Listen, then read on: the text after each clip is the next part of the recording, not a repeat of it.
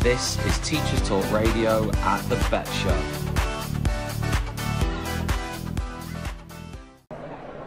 Hi everyone, we're at the BETT Show back again with a really amazing interview with Jason, who's come over for a quick chat. Jason, do you want to, you've probably been asked this a million times in a million different interviews, but do you want to introduce yourself a little bit, just for people, just a snapshot? Firstly, Tom, thank you so much for having me here on Teachers Radio, and one of the, I get asked that question a lot, so the easiest way to explain it is I try and be a professor. I teach on stuff, broadly speaking, on social justice issues, particularly in education, society more broadly. Thank you for that, and please, listeners, look him up. You know, I mean, you've got time. You're sat at home watching this on Google, just click. Anyway, I wanted to ask you. You know, you've done a lot of interviews. What do you wish an interviewer would have asked you in one of those interviews that they never have? Oh my God, that's a great question. Also, sorry, Teachers Talk Radio. Yeah, you got that. You nailed it. They're giving professorships to anyone nowadays, honestly. So the one question I wish someone would ask me about music. Okay. In particular, the 90s. Yeah. In particular, guitar music. Yeah. That's what I wish someone would ask me in an interview. Well, tell me about something in 90s guitar music. That's what I want to know. My view on the 90s is the golden age. It was the golden age. It was the last great decade, in my opinion, even though at the beginning of the 90s I was 5, and the end of it I was 15. Yeah. But there's 2 decades I wish I was an adult in, the 60s and the 90s. So those are 2 decades I wish I was an adult in, because I just think it just seemed like everything was amazing at that time. In terms of music and like the cultural impact. Yeah. So that's kind of a question I like to be asked. But the things I get asked about are actually important things, not things that I have on like. We're going to downgrade that significantly here. But what? So, well, come on, just tell us like 1 or 2 bands that you like from the 90s. Come on. Okay, so Oasis are my favourite band. But I knew that. No, I did though. But they don't get enough respect. But Ocean Colour Scene, I think, are an unbelievable band. Solid Hill's finest, and they don't get enough respect. But I think they're an unbelievable band, and I think Simon is an amazing songwriter. But I don't think they get the respect that they deserve. But great. And also supported Oasis at Nebworth, which a lot of people often forget. In '96. Yes, they did. Right, honestly, we will talk teaching now, just for a bit. So, what I'd like to know is, if you were sat down now with, say, in a room with 50 teachers, which you sometimes are, what do you want teachers to do more or less of than they are currently doing? I mean, obviously, it's not your place to say do. I don't mean it in terms of you must do this. But if you had, 50 captive teachers in the audience, and you said, look, I'd really like it if teachers did a bit more of this and a bit less of this, what would those things be? So I having been part of the teaching fraternity, I was previously a secondary school teacher. The one thing that the national curriculum over the last 13 years, shall we say, 14 years, has been slightly problematic.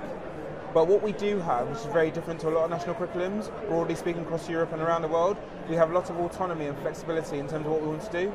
And I guess in the classroom space, what I would love is for teachers to take more risks.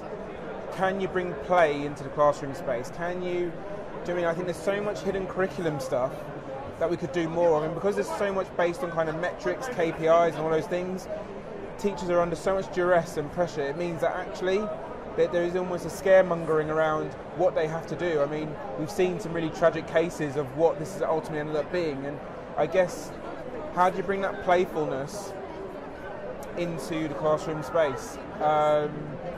It should be an experimental playground, and I don't always feel like teachers are given the support from their senior leaders to just kind of express themselves, utilise the fullest range of their toolkit.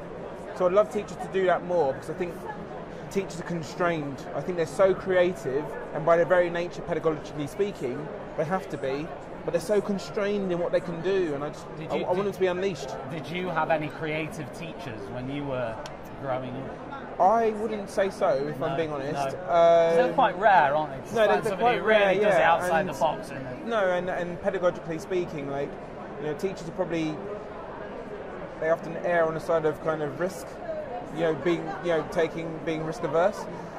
not because they want to, but because they're made to. So I think we're living in a stage now where people do have a bit more autonomy than they actually realise sometimes. And a lot of those risks are often taken by early career teachers. This is Teacher Talk Radio at the BETT Show. Should be early career teachers, given the XQT ramifications as well. But I do think it's something that I really try and encourage teachers to do. Like, don't be scared to take, it's a playground. Like, teachers should be allowed to get things wrong in the classroom. It is a learning space. Do you ever get imposter syndrome doing the things that you do? Because I was watching an interview the other day with you and I think it was Channel 4. I think it was Channel 4, yeah, the one I was watching. Things like that. Do you manage to be yourself in the public arena? And I suppose my next question is, a lot of teachers suffer from imposter syndrome, whether that be as teachers in the classroom, whether that be in life in general. A lot of them have things they want to do. You've just said it, taking risks in the classroom is the same thing. Number one, do you suffer from it? Number two, how do you manage it? Number three, what would your advice be to people who have that? Yeah, I mean, that's a great question. That's a question I'm asked quite often. That's a great question. Damn, I was hoping for more Oasis style. I know, you're doing brilliant. I don't suffer from imposter syndrome, no. And I always encourage other people not to either. And the reason why I say that is because my belief is you are where you're supposed to be, and we should always instill people the aspiration to be where they want to be. So once you arrive at that point, it's not a really good use of energy to be kind of asking yourself whether you're good enough or you deserve to be there.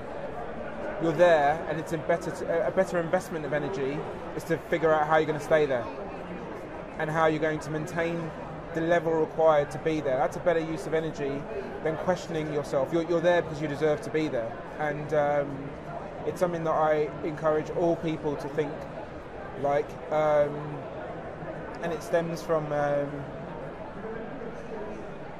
confidence that I believe everybody has a purpose. Everybody has something that they are great at, and when they're able or they're fortunate to be given the opportunity to harness that, focus your energies on harnessing that and making that the best and being the best you can be. Not questioning whether you deserve or whether you're good enough to be somewhere or not. And there is a time for reflection and being self-deprecating, but I don't think it's useful to kind of question, like, am I good enough to be doing this? You're always good enough to be doing this. You've got one question, use that question for something else.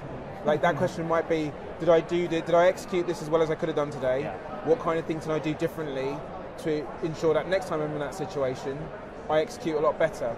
I always feel like you're allowed one question, Jason. What's the question? Take loads of feedback from people, but you've got one question to ask yourself, and that question shouldn't be, am I good enough to be here? Yeah. My last, because I want to let you go very shortly. So my last question was going to be the education system in the UK. We've already touched on this a little bit, but what would your hopes be for the future? And it doesn't have to be a hope. It could be a prediction. It could be what's going to happen. We've seen AI. This is an EdTech show, the BETT show. But what are your hopes and what are your predictions for the future for education system in the UK and maybe outside of the UK, but the UK specifically? Yeah, I guess my hopes for the education system in the UK is that we engage in a way that truly embodies inclusivity. I think the range of pupils and students that we meet in educational spaces now is so broadly different from 5, 10, 15, 20 years ago. I think the modern age, the new age teacher has to be a Swiss Army penknife. They've got to be able to do a bit of everything. And they always had to do it before, but the implements and the instruments they use now have to be a little bit sharper than they once was. Not that they were blunt before, but they have to be even sharper now, because children are facing a complex range of issues in relation to a complex society. Society's become more complex, economically, politically speaking, just generally speaking. So I think what it requires is really people to kind of think about how we engage people in different ways, to really think about diversity as a hugely important asset in our arsenal as educators, as pedagogues, as people who are engaged and invested in the promise of education. And it goes back to what I've always believed. The purpose of education is to prepare people to take their place in society. And what we need to do as educators is give people that toolkit to be able to navigate a multicultural, multi-ethnic, multi-diverse society. Deeply inspiring stuff. Thank you ever so much. Thank you so much. I'm so grateful. Great person. So thank you. And yeah, this will be out on the podcast soon. This is Teachers Talk Radio at the BETT Show.